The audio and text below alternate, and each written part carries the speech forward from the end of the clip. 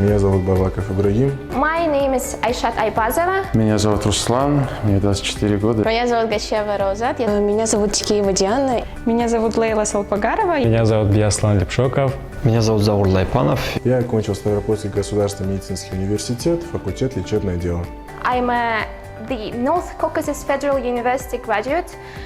I've majored in Translation Studies. Я закончила Северо-Кавказский федеральный университет по направлению перевод и переводоведение. Окончил наш Ставропольский государственный медицинский университет, стоматологический факультет. Сейчас закончил первый год ординатуры по направлению челюстно-лицевая хирургия. Я закончила Ставропольский государственный медицинский университет по специальности стоматология. Я закончила Северо-Кавказский федеральный университет, направление подготовки, стандартизация, метрология. Закончила Северо-Кавказский федеральный университет по направлению математика и компьютерные науки. Я окончил Ставропольский государственный аграрный университет в 2020 году. Учетно-финансовый факультет, специальность экономическая безопасность. Я выпускник лучшего университета страны Ставропольского государственного аграрного. Это была именно адаптация к другому городу, адаптация к другому ритму жизни. Честно говоря, особых трудностей у меня не было. Я быстро интегрировалась и в общежитии, и в университете. Вообще я приехала сюда к сестре. Таких особых сложностей не было, так как был родной человек рядом. По приезду мы не могли найти квартиру долгое время, потому что приехали только в сентябре. И уже было сложно найти в сентябре что-то достойное. Мне сложно было привыкнуть к другому менталитету. Мне было сложно не разговаривать на карачаевском постоянно. Это отсутствие домашней маминой еды, поэтому пришлось самому учиться готовить. Но прошло 8 лет, я так и не научился. Никаких сложностей у меня не было, сложности были у Ставрополя со мной. Если у меня в школе все получалось само по себе, я мог не читать параграф и все равно ответить на 5, то в универе я уже понял, что так не получится по вершкам. В универе надо учиться с самого начала, сдавать все зачеты, стараться, во всяком случае, сдавать их вовремя, не копить хвосты, потому что под конец ты понимаешь, что это становится очень-очень тяжело, лучше бы я их все сдавал вовремя. Самым, наверное, тяжелым это был первый курс, так как это был вечный недосып, все время зубрежка, постоянно не хватало на всего времени, потому что я не понимала, как нужно правильно распределить свое время, чтобы хватало и на учебу, и на сон, и на активную студенческую жизнь, которой я очень хотела заниматься. Особых проблем не было. Главное стараться. Сложно было отвыкать от школьной программы, от школьного устава и переходить к университетскому, потому что это разные политики обучения. Во время учебы мы столкнулись с такой трудностью, что в буфете очень быстро заканчивались кексики, и поэтому надо было как можно раньше туда успевать.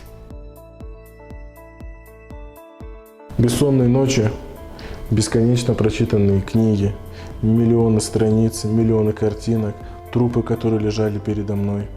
Но самое основное, самое радостное, самая такая отдушина, которая была в городе Ставрополь, это Карачаево-Балкарская организация «Алан». Беседы с подружками в общежитии это как-то странно звучит.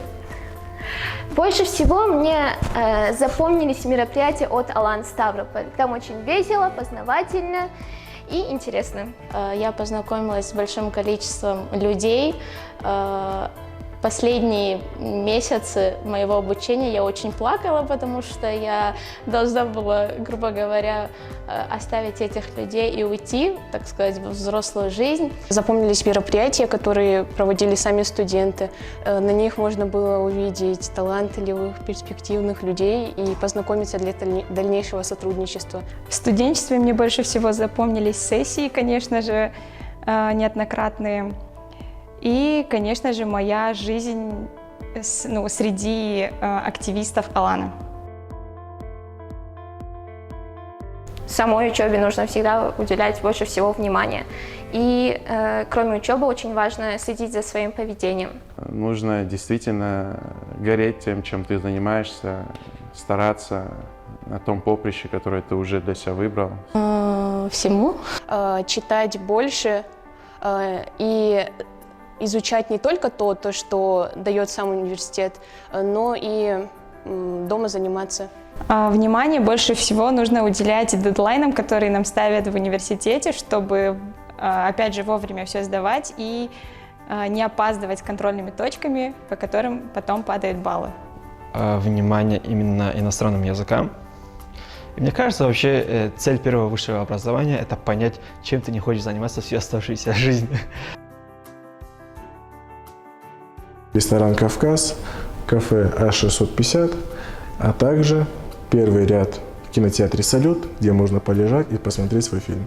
Фонтан на Владимирской площади. На втором месте ресторан «Шеф Пушкин», там отличный меренговый рулет. И на первом месте это Карачаево-Балкарский культурный центр «Алан». Комсомольский пруд классный. Мне не очень нравится шопинг сам по себе, но вроде космос тоже неплохое место относительно. Самое лучшее место – это там, где тебя ждут. Вот. Я любила сидеть на скамейке по вечерам с подружками и смотреть на звезды. Крепостная гора и что, лофт. Конечно же, все места, которые связаны с Аланом, это Метрополь, лофт и ДК. Очень вкусно готовят в Синабоне. И, конечно же, Комсомольский пруд. Первое – это Михаила Морозова, дом 25, игровой клуб «Соник», конечно же. На втором месте это улица Ленина, дом 251, 4-й этаж, кабинет общественной организации «Алан», конечно же. И третье место – кофейня «Тайга». Карачаево-Балкарское воспитание, оно играет свою особенную роль в жизни каждого человека, потому что мы в первую очередь представляем не только себя, не только свое лицо, мы представляем своих родителей, мы представляем свою семью, свою национальность и республику. Я могу с уверенностью сказать, что благодаря моему воспитанию ко мне преподаватели относились лучше, чем, возможно, к некоторым другим студентам. Я действительно благодарен своим родителям за те основы, за ту базу, которую они в меня вкладывали с самого детства. Для меня уважение к старшим всегда было превыше всего.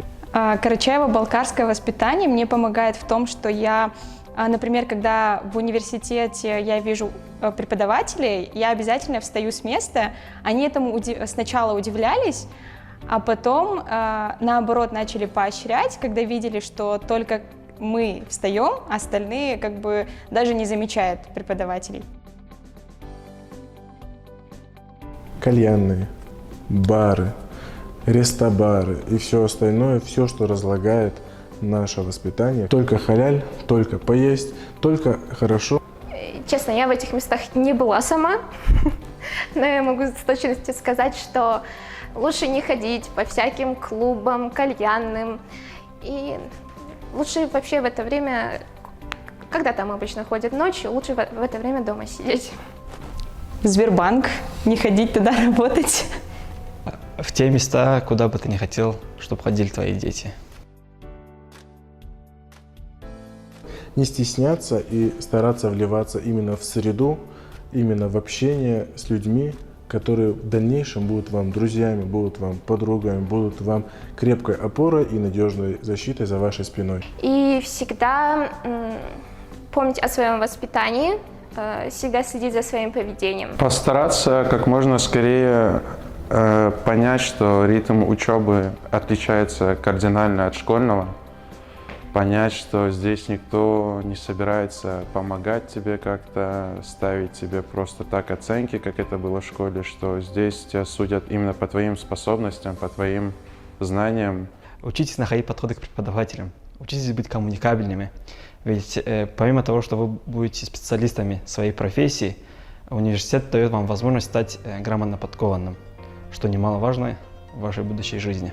Парням, которые только поступили на первый курс, как можно раньше начинайте отращивать бороду, потому что потом будете смотреть на свои фотографии с первого курса и думать, это что за мальчик такой?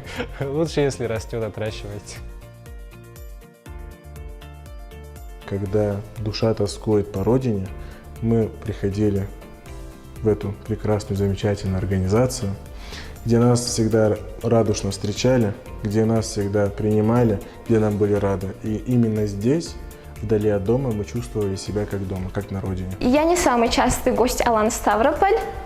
К сожалению, я об этом пожалела на 5 курсе.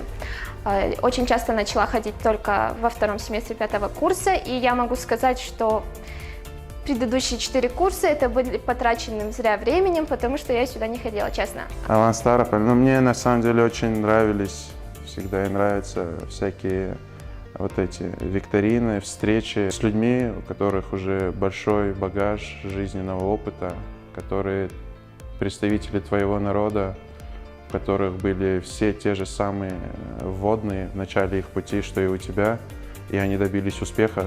И это очень сильно мотивирует, вдохновляет. Когда я приходила сюда, я чувствовала кусочек чего-то родного вдали от республики. Алан сыграл очень большую роль в моей студенческой жизни, потому что если бы я не ходила в Алан, моя студенческая жизнь была бы очень скучной, очень мрачной. Если бы не Эльбурсоид, если бы не мероприятие Эльбурсоида, а также мероприятие Алана, мне кажется, я бы не приобрел всех своих друзей, которые у меня сейчас есть, все мои знакомые.